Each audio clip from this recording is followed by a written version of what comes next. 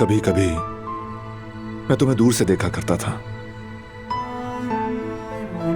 जैसे कि किसी खूबसूरत तस्वीर को देर तक देखा जाता है, लेकिन नफरत और इंतकाम का जज्बा मेरे अंदर रच बस गया था।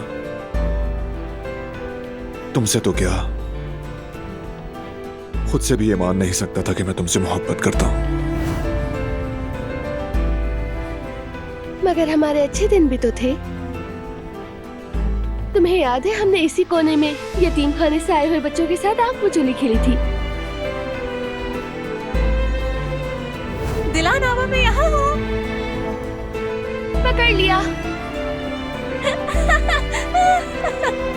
बच्चों के साथ होना मुझे बहुत खुशी देता था।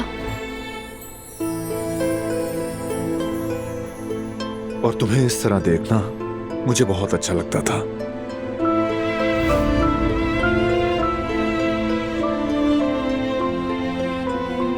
हमने साथ सूरज निकलते देखा था। उस वक्त एहसास ही नहीं हुआ, तब तो हम दो जख्मी दिल थे जो अनजाने में एक दूसरे से मोहब्बत करने लगे थे।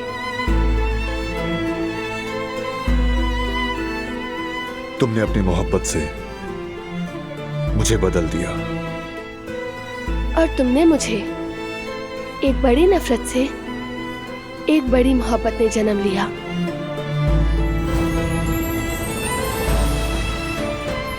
जब उन दिनों को सोचता हूं